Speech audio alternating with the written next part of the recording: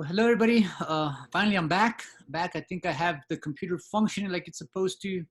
I got a little tablet thing that I'm supposed to be able to write on the. Yeah, it's working. Apparently, I'm supposed to be able to write and draw on the PowerPoints. I still don't know how that quite works, but that's going to be my project for today. So I can start highlighting, illustrating, and really pointing out things on the PowerPoints. Yeah. But again, I'll get to that later this evening. But for now,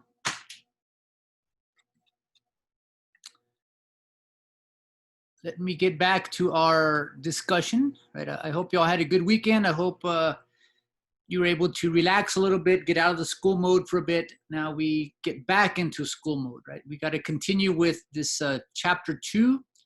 If you're unaware, I extended the deadline for the homework. It was supposed to be tonight at 11:59 p.m. I extended it to Wednesday. So I'm hoping to get done with all this chemistry stuff by today. You'll have later this evening to work on it all day tomorrow and all day Wednesday, right? And I'll continue uploading more chapter 3 discussion and onwards into the Blackboard site and material on Pearson as well. So just to recap what we covered last time, I hope you remember the most important aspect of chemistry, right? Which is to gain stability. And if you remember how stability is gained, we deal then with our valence electron, our valence shell, that outermost shell that contains electrons. So how do you become stable? You don't have a deficiency, you have a full valence shell. And if you remember the first shell, first horizontal row, we say has a maximum of 2 valence electrons. The second row, second horizontal row has a maximum of 8. Third horizontal row has a maximum of 8 as well. So that magical number 288 refers to the first, second, and third shells at their maximum capacities, right? And we said we are not going to get all bogged down with the discussion on orbitals and s orbitals, p orbitals. All we're looking at is the overall shell. Is there space for more electrons in that shell, or is there no more space, right? That maximum 288 limit. So I hope you're okay up to that point. I hope you were able to generate this periodic table on your own, or at least have a periodic table in front of you. Is going to be useful today. So first thing we're going to look at now is the idea of how can we achieve stability. Right? So let's say that we're not fortunate. I'm an atom. I don't have the maximum number of electrons. Kind of like all of these, right? All of these, all of these, all of these. We're not fortunate, right? Kind of like in real life. I suspect most of us were not born millionaires. Maybe a few of you were. Maybe you woke up day one and you're already a millionaire, right? That's not the case for the majority of people. On the far right-hand column, helium, neon, argon, they're kind of these individuals that wake up millionaires. They did no work on their own. They're just the way that they happen to exist. They are already completely stabilized, right? So they're kind of boring actually in the realm of chemistry. They don't do much. They just kind of out there, they're these inert noble gases. Everything to the left has to kind of go out and find some way to become stable. One way, not the only way, probably not the best way, but one way to become stable is to maybe lose an electron. Another way to become stable is to maybe gain an electron. So we're going to use the biological terms lose and gain, right? In chemistry terms, they're going to use the term oxidation for losing a valence electron and reduction for gaining an electron. And it's not intuitive. To me, I always thought that was a little bit confusing. But oxidation to lose an electron, reduction to gain an electron. So when we lose or gain, right? When we lose or gain these electrons, we're going to have an electrical imbalance. right? So proton numbers will not change, right? We can't change the number of protons. If we change the number of protons, it changes the entire atom. So proton numbers do not change, but electrons can very easily be gained or lost, depending on the situation. If we lose or gain an electron, we have what we call an ion. An ion is defined as a charged atom. It's electrically unbalanced. So the proton number stayed the same, but either we lost an electron, we underwent oxidation, and we gained a positive charge, or we gained an electron, we underwent reduction to gain a negative charge. So a cation is an atom with a positive charge. Cation, think of that little T. We have that little positive T. And then anion is the negatively charged ion, right? So same stuff, except they get flip-flopped a little bit here. So sorry about that. So anion is now on top, but anion is due to reduction. Over here back, anion is due to reduction. Cation here is due to oxidation. So the anion is a charged ion with a negative charge, cation charged ion with a positive charge. Right?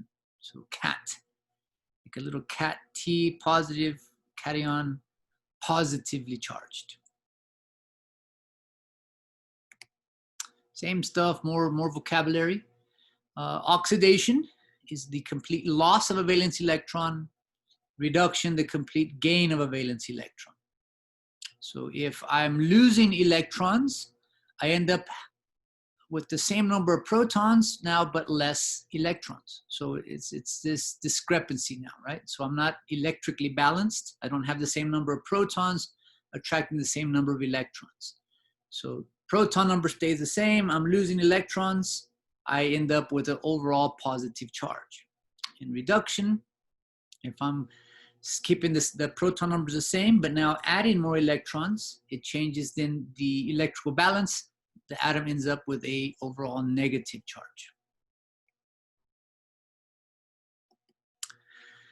I don't know if you've ever heard cations, anions, ions. In biology, we don't really use this term. It's a chemistry term, but they would be symbolized as a sodium with the cationic charge, a fluorine with an anionic charge, a calcium with a double cationic charge, chlorine with a negative ionic charge. So all of these collectively in biology, we refer to them as electrolytes. They're electrically charged, either positive or negative. They're going to be very critical in heartbeat, in muscle physiology, in neural physiology, the brain sending its electrical impulses, its nerve impulses to the body. So, you know, if you work out very hard, you become dehydrated, you might need some electrolytes, right? Gatorade. The baby's got diarrhea, they're sick, they're dehydrated, throwing up. We need to replenish these electrolytes into their system. So all we're doing is we're giving them the particular types of ions. And let's address sodium for now, right? Sodium and potassium, they're on the same vertical column. Yeah? So let's come back here. So if you're a sodium, if you notice, you have one lonely electron out there. So you're sodium, you wake up in the morning, oh man, you got a long day. You got to go out and look for 7 electrons, which is going to be a challenge. Or you got to go and possibly, you know what? This little electron is just kind of causing me more problems. What if I get rid of this electron? I then technically have no valence shell at the 3rd level. I drop down to that 2nd shell, or in this case, I'm sorry, the 1, 2, 3.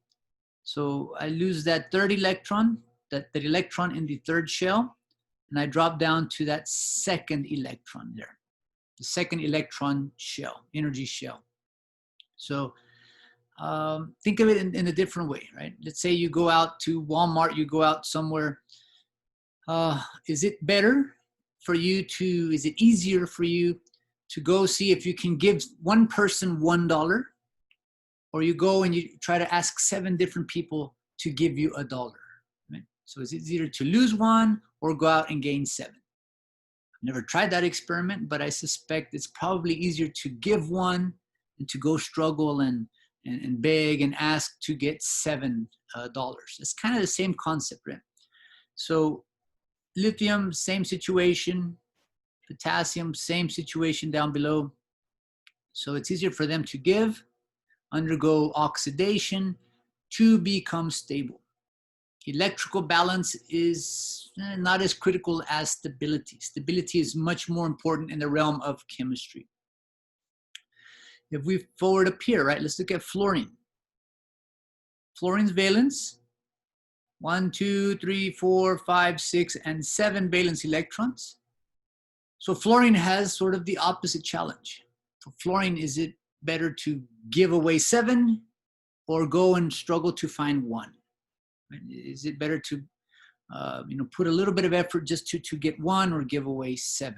So fluorine decides, you know what, 7, I'm close to being full. I'm gonna work a little bit, try to go and find 1 lonely electron.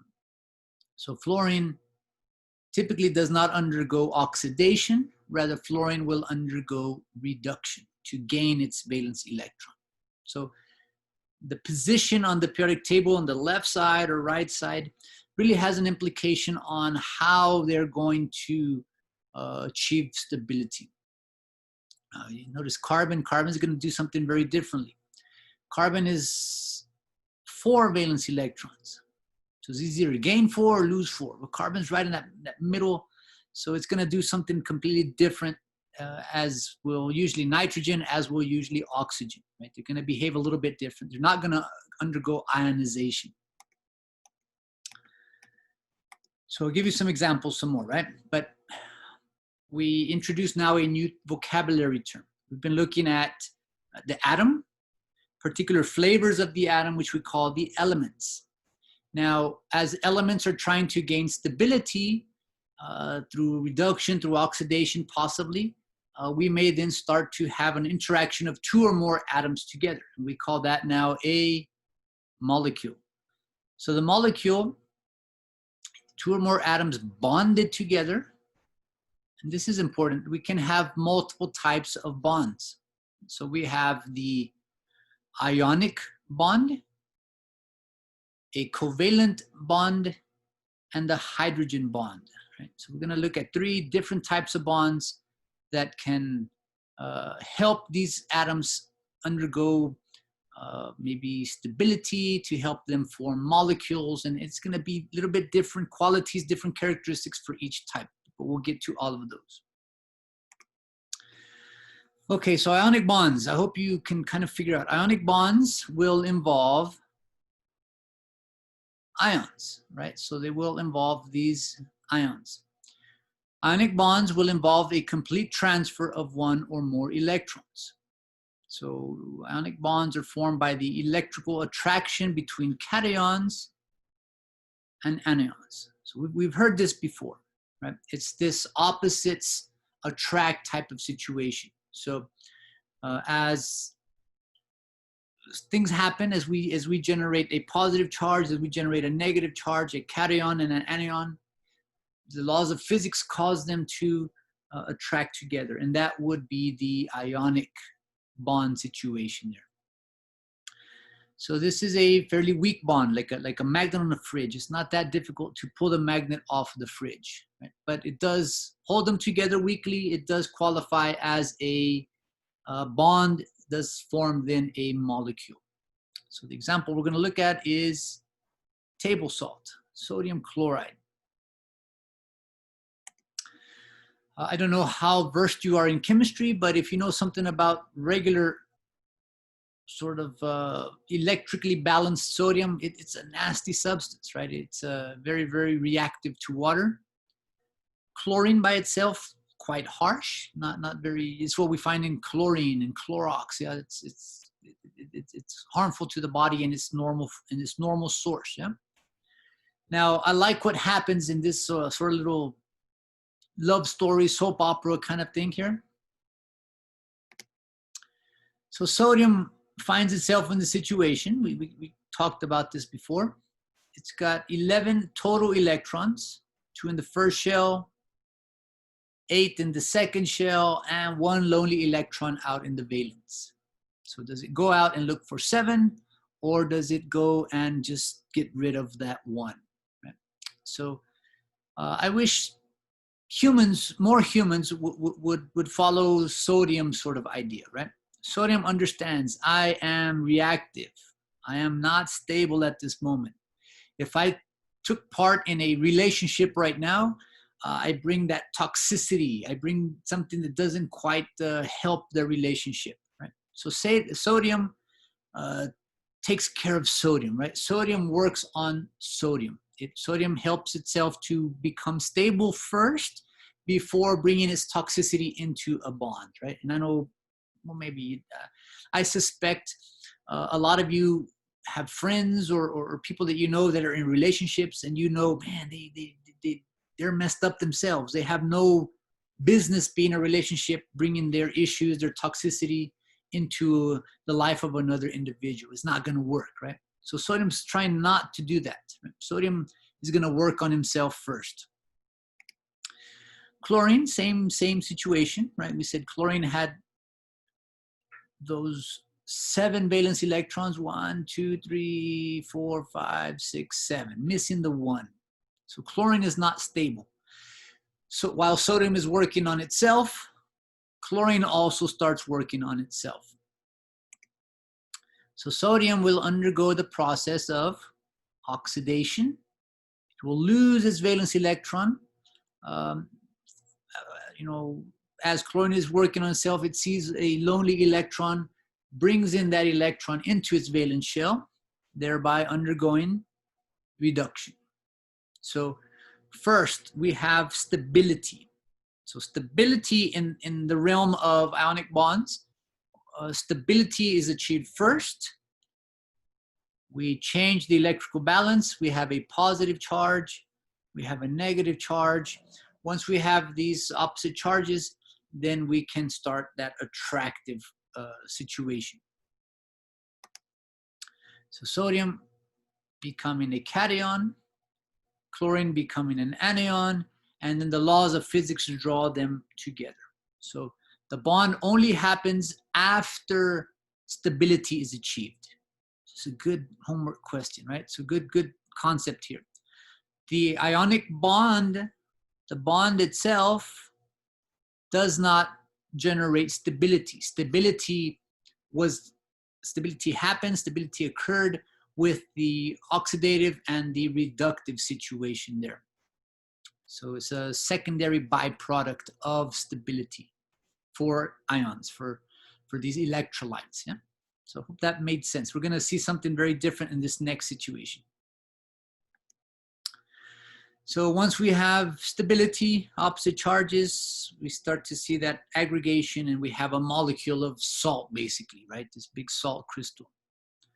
So when we eat salt, our body will break down salt because it's not a difficult bond to break. Right? So sodium chloride is broken, and sodium by itself, not that big of a deal in moderate amounts.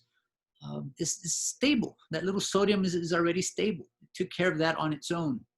So it can be perfectly fine by itself. If it's in a bond, cool. Right? The bond doesn't, the individual ion doesn't rely on a bond, on a partner to gain stability. So I give you this, right? And the homework will ask you to do this kind of stuff as well. So again, I want us to look at this idea, remembering that proton numbers do not change. That's one mistake a lot of you are going to make, right? So if I ask, how many protons do we have in the sodium atom? How do we remember that? You have to have your periodic table in front of you, and we're going to see that little 11 above sodium, right? So sodium with 11 protons, okay? So we'll write 11 in there. How many electrons in a sodium atom? Well, every proton can attract the same number of electrons. So we have 11 and 11. Now, how many electrons in a sodium cation, right? So what happened to generate that positive charge? Remember what happened to generate a positive charge? Did we gain or did we lose an electron? Would this number still be 11? Would it be 10 or would it be 12? I hope you said 10, right? So we lost one electron. We have one positive charge, so that indicates the loss of one valence electron. Now, how many protons are there in a sodium cation? I hope you told me 11, because proton numbers never, ever, ever change, right? So those will stay consistent throughout. So I'm going to leave you with this, right? So I'm going to, let you pause the video, kind of see what you can navigate. The next slide has the answers, right? So I hope you can generate the answers on your own, yeah? So get some practice with this here. One little bit of discussion I want to cover here, right? So if you see a double positive charge, that's not a typo. That's like that for a reason, right? So if you notice, calcium has 20 protons attracting 20 electrons. If I were to have you draw out a calcium Bohr model, you're going to see then that there are 2 electrons out in its valence shell. So in order to stabilize, we haven't really covered the 4th shell. It's out in the 4th shell. But in order to stabilize, we're going to get rid of 1 and 2 electrons to drop down to a full 3rd valence shell. So in order to become stable, there are 2 separate, 2 independent oxidative events to lead down to 18, which is a stable configuration. And again, over here, proton numbers never change. 11, 11, 17, 17, 20, 20, 8, 8. So proton numbers never change, but electrons can be lost or gained depending on the necessity of that particular atom. All right, so far so good. Okay, let me get into this next bit on covalent bonds. This is quite different, right? A little bit more elaborate. So covalent bond, if I mention a co-pilot, if you are cooperating, if a book has a co-author, hope you can visualize it's not just one. Right now there are going to be 2. So if I'm talking about covalent, a covalence, that means there's 2 valence electrons, or I should say not 2 valence electrons, 2 complete valences, 2 valences of 2 atoms that can now sort of interact together. The final product will be the same. The final product will still be a molecule, right? So the big difference, right? In covalent bonding, there is no oxidation that took place, no reduction, no charges, no cations, no anions. In this situation, we're going to bond by sharing. As I say, sharing is caring, right? Covalent bonds are going to share valence electrons between 2 atoms. Makes a very, very strong situation, strong bond. So let's see, we come up to hydrogen, right? Hydrogen is out in solution.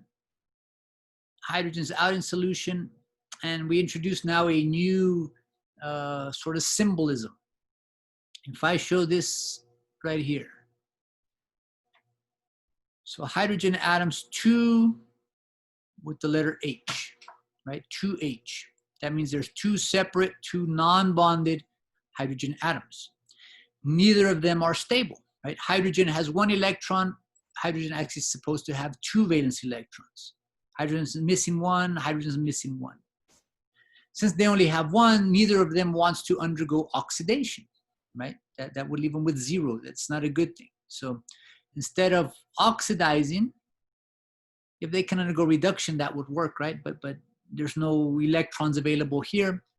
But instead of oxidizing, they move into close proximity, and they actually, like a chain, they interlock. If you can kind of visualize, they sort of, I don't know how to, you can see this, they interlock like a chain, right? So now it's very difficult to separate these apart. It's not just a little attractive force. The valence shells have interlocked, And now we have 1 electron and 2 electrons going around hydrogen. Kind of jump the track to the other valence around hydrogen. Jump the track, hydrogen. Jump the track, hydrogen. So in essence, you have then these protons that are basically being tricked, right? The proton sees 2 electrons going around it, and that is sufficient to keep it happy. It becomes stabilized at that point. Yeah? So now that we're talking about 2 bonded hydrogens, we don't use a notation 2H. We use a notation H, a little subscript 2. So that's the idea of a molecule here. Bonded together. So in order to kind of visualize this, and I don't know if you've worked on this with the lab yet, maybe you have, but again, first we have to know how many electrons are missing, right? So hydrogen is missing 1, oxygen is missing 2, nitrogen is missing 3, and carbon is missing 4 to complete that stable 8 configuration there, right? So missing 1 for the first row, we need 2, missing 2, missing 3, missing 4 to achieve that 8 octet limit. So if we were in class, I would be having you draw these molecules. In lab, I don't know, I hope you're getting a little bit of practice drawing. But I want you to be able to kind of make sense. Why does it look the way it does? Right? Why does H2 work? And why not H3? Could we have H3? Can we add another hydrogen into the mix here? I hope you can see no, that wouldn't work because we are already full with 2 electrons here. Now, what I'm showing you here are the Bohr models. Bohr models or dot models. And I'm not that big of a fan of Bohr models. They are useful for some students, but as the molecules get bigger and more complicated, I really hope you can become comfortable with these what we call structural models, right? So here we have the structural models. The book, maybe on an exam, maybe the homework will present you with a molecular formula. CH4, 1 carbon bonded with 4 hydrogens. C2H6, 2 carbons bonded with 6 hydrogens, right? So this is the structural formula. The ball and stick models that we would be using if we were in lab, or the space filling models if we had these new fancy chemistry computer programs, which you probably will use in your chemistry classes. But for biology, we're okay with this, right? Our Bohr models or the structural models. So anytime we have a pair of electrons being shared, we're going to symbolize that with 1 line. 2 electrons being shared, 1 line. So this doesn't mean hydrogen with hydrogen, they're on A. It means hydrogen covalently bonded to another hydrogen. Down on C, we have an oxygen covalently bonded to the bottom hydrogen. We have an oxygen covalently bonded to the right-hand hydrogen. Right? So 2 hydrogens connecting to that 1 oxygen. On B, on top right, it's a little bit different. Yeah. So we have 4 electrons being shared. Perfectly legal. We can even have 6 electrons being shared sometimes, depending on the situation. But in this case, we have 4 electrons being shared. So we have that symbolism O. Get this out of the way here. O equals O, right? It doesn't mean O equals O. It says O double covalently bonded to another oxygen. So what that would be.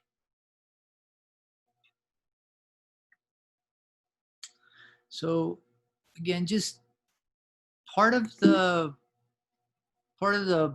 experience here with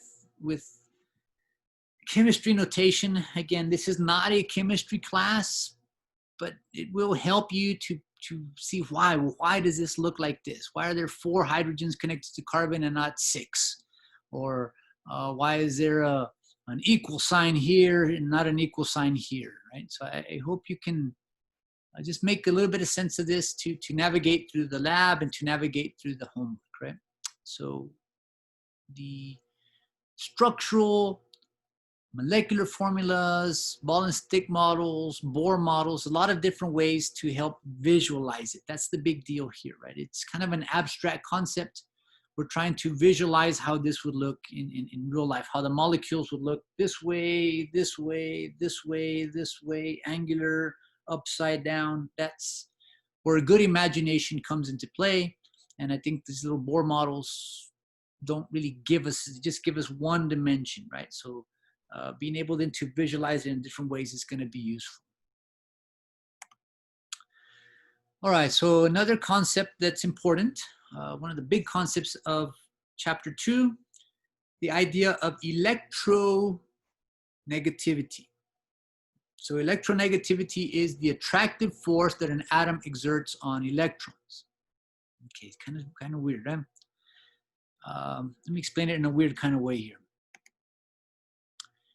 If you have experience with children, right? And if these ice cream trucks kind of drive by your house and they have the music cranked up, and little children are very, very attracted towards ice cream trucks, right? So we say an ice cream truck would have a very strong electronegativity, would have a very strong attractive force, yeah? So if kids were electrons, the ice cream truck would be very strongly electronegative. It's really easy to attract children.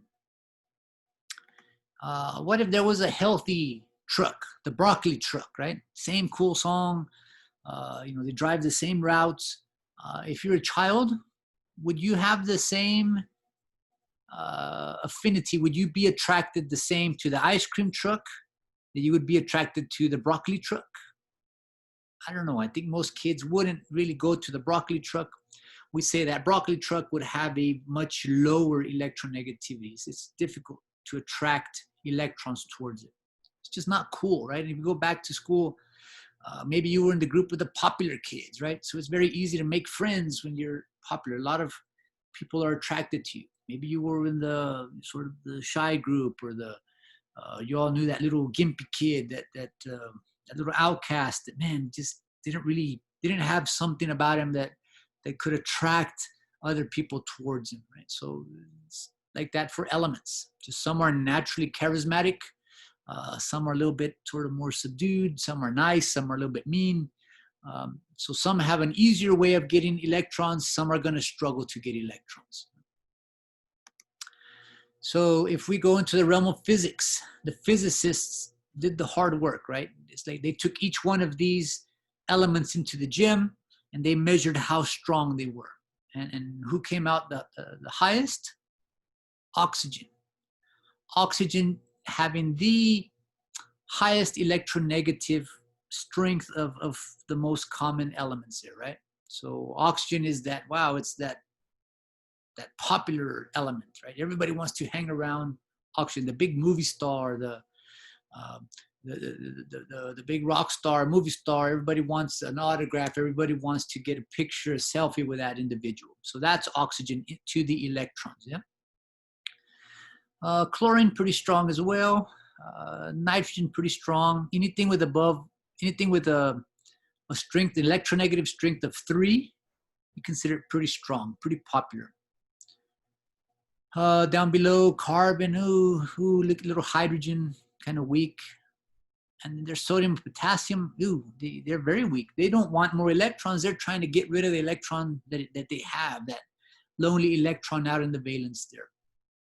So very, very weak. And this is something, by no means do I want you to memorize this. Just kind of get an idea, just some elements. And I'm going to come back often to oxygen. Oxygen is somebody you wouldn't want to be competing with, right? Oxygen would always beat you out if they would always steal your significant other, because the significant other would always be attracted to oxygen there, right? So if you're a little hydrogen, man, you're weak. You only have one little proton. I guess you might be a little bit cute, but if it's between an oxygen and a hydrogen, oxygen will be able to gain electrons, whereas hydrogen will struggle. So what that does, that opens up our door for polarity. So polar bonds, polar covalent or non-polar covalent. If electrons are going to be shared equally, so let's say we have atoms of similar electronegative strength. So if I have an oxygen bonded with an oxygen, well, that popular, they're both going to be able to get that electron. If I have a strong nitrogen and a strong oxygen, their oxygen might be a little bit more popular, but still nitrogen will be able to pull that electron back towards itself. So if I have two wimpy hydrogens, right? So either of them are non-popular, the electron really doesn't spend more time around one or the other, just equally spends time. And that would generate a non-polarity. The atoms are, or the electrons are shared equally within those two atoms. If we have polarity, right, like a north pole and way on the opposite, a south pole. So polarity kind of refers to opposites. So we're going to have one quality on this side and another different quality, opposite quality on the other side. So if we have atoms with opposite electronegativities, a strong and a weak, we will develop slight charges. This is this little Greek letter delta. Capital delta is a triangle. Lowercase delta is a little, like a fancy D or a O with a little curly top. That designates a slight charge, right? Not oxidation, not reduction, just unequal sharing of electrons. So let's analyze water, right? Water has two polar covalent bonds. So two polar covalent bonds. If we have polar covalent bonds, we then now have charges, delta charges. So oxygen is strong, hydrogen is weak. So if it's a contest, oxygen is able to pull the electrons towards itself. Right? Oxygen is able to pull the hydrogen's electrons towards itself. So oxygen becomes very stable. Well, they're both stable, but the electrons spend more time around here, right? So this hydrogen doesn't really see the electron very often. I don't know if you're, a situation where a mother and a father have split up.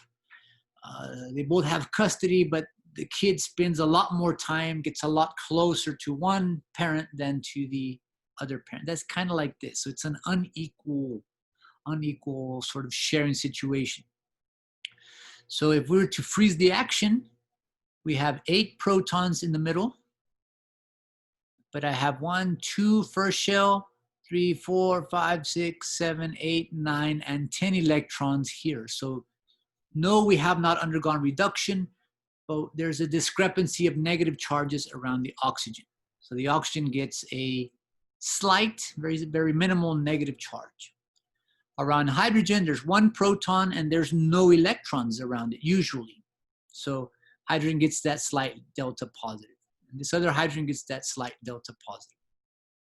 So again, I hope that makes sense. I hope that is being able to be a little bit helpful there to you. So kind of challenge yourself here. We don't say the whole atom is negative or the whole atom is polar, non-polar. We analyze each bond individually. Right? So let's give you, I don't know if this thing is working here. Oops. Would you say is this, what's this acting weird? So I'm trying to use my little pen and this little pad thing is not working too well. I hope you're able to see the mouse when I hover the mouse on top of this. But this particular bond, we have a weak carbon with a weak hydrogen. Would we have polarity? Would we have delta charges? No, we would not. So this particular bond, top first hydrogen with the first carbon in the top, nonpolar. We don't write nonpolar, we just don't designate anything. Here, weak hydrogen on the far left, first carbon, weak and weak, nonpolar. If I come over here to the right, I have that double bond between oxygen and carbon. The oxygen is strong, carbon is weaker, below 3. So we say oxygen would develop a delta negative charge and carbon delta positive. Carbon delta positive, oxygen delta negative. So it's always like that paper, rock, scissors, somebody's gonna win that battle, right? If it's oxygen with carbon, the strong oxygen will always beat the weak carbon, right? It's just the rules of chemistry. So over here again, between the carbon and the oxygen, we have polarity, weak carbon, delta positive, strong oxygen, delta negative. And I'll explain what that O and the H signifies a little bit later. So again, I'm gonna just tell you the answers, and I want you to kind of understand why and see if you can apply the polarity where it's supposed to be. So A, you have one bond. One bond is nonpolar. That particular bond between hydrogen and hydrogen is nonpolar. B, you have two strong oxygens, but the double covalent bond between the two oxygens also is nonpolar. C, you have polarity. There's two bonds, and each of those two bonds have polarity. And D, none of those bonds have polarity. So again, if this was a test question, A, B, C, or D, which of these would have a polar, at least one polar covalent bond? Correct answer would be C. A, B, and D do not have any polar bonds, only C. All right, so if we have covalent bonds, if we have a polar covalent bond, that opens the door now for a hydrogen bond. Hydrogen bond is the last of the bonds, so we're almost done with this mess. Hydrogen bond is the attractive force between a delta positive and a delta negative. So it's this opposites attracting type thing, right? So opposite positive, opposite negative. So opposite delta charges. We can only have hydrogen bonds when we have a polar covalent bond. If we have a polar covalent bond, that opens the door now for basically for delta charges, for secondary hydrogen bonding. These are very weak bonds, but there's a bunch of them, right? So they tend to have significance biologically. Just threw that in there, yeah. And you can insert the drum roll, the drum, yeah. A little cheesy there, but hey. All right, so let's revisit water. We said water is a molecule made up of two polar charges, right? Two bonds that are both polar charged. So we have the delta negative, delta positive, delta negative, delta positive. Okay? Now, looking at water, if water is in close proximity to another molecule such as ammonia, NH3. So NH3, we have a nitrogen strong, hydrogen weak, nitrogen strong, hydrogen weak, nitrogen strong, hydrogen weak. So nitrogen would develop then that delta negative charge, which can attract to that delta positive hydrogen. And then that would form then this hydrogen bond. Another like novella type bond. These are extracurricular activities, right? So the covalent bond is within the molecule, inside the molecule, for better or for worse, in sickness and in health. The hydrogen bond is outside, sort of extracurricular activity outside of that particular molecule. So covalent bonds help to form molecules. Hydrogen bonds help molecules to interact with other molecules, right? So there are interactions, and they're going to be symbolized not as solid lines, not long straight lines, but little dotted lines. Right? That little dotted line represents a hydrogen bond. So we have the delta positive on the hydrogen, the delta negative on the oxygen. There's our little dotted lines representing the hydrogen bond. Hydrogen bond, attractive force between different molecules. Yeah?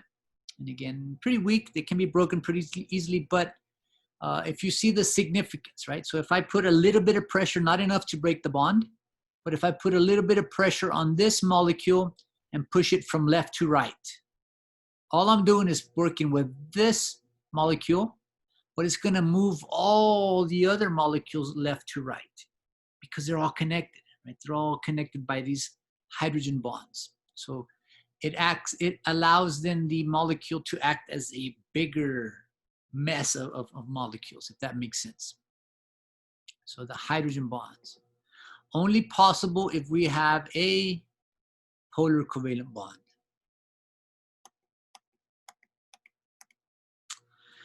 So to summarize, yeah, so this is a very good slide, a nice summary, and I'm gonna stop the slideshow here, and then I'll continue with another. But this slide is a nice summary, I guess, of all the bonds, or not all, but many bonds in chemistry. We covered 3, covalent, hydrogen, and ionic. We didn't cover these last 2, hydrophobic or van der Waals. We didn't cover those, so you're not responsible for those. You'll learn those in chemistry maybe. So first we looked at ionic bonding. Ionic bond is the ionization, formation of a cation. Over here, separate independent formation of an anion. Took care of themselves first, become stable, and then enter the bond. So the bond doesn't generate stability. The ionization is what generates stability. A weak attraction, it's the opposite charges, pretty weak. Then we went to covalent bonding. So covalent bond, we have unstable, unstable. The only way they can get stability is by being in the bond. So the bond itself is what generates stability, right? And it's a much stronger interaction. You can see we go from a strength of 3 or 7 now to 50 to 110, depending if it's a single, a double, or a triple covalent bond. And then we have the hydrogen bond, which is made possible by a polar covalent bond. It's the attractive force between a delta positive and a delta negative. So this is linking 2 separate molecules. The molecules gain stability, and then because they're charged now, they will attract to each other, right? So similarities, but important differences that I hope you can detect amongst those things there. So hope that makes sense. Let me again stop this one now. So kind of watch the video, work with the notes, maybe try to integrate what you've learned in lab if you've gotten to this point in lab yet.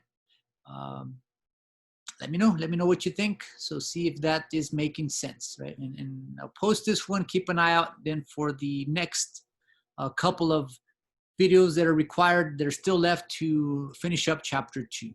Yeah. So with that, let me stop here.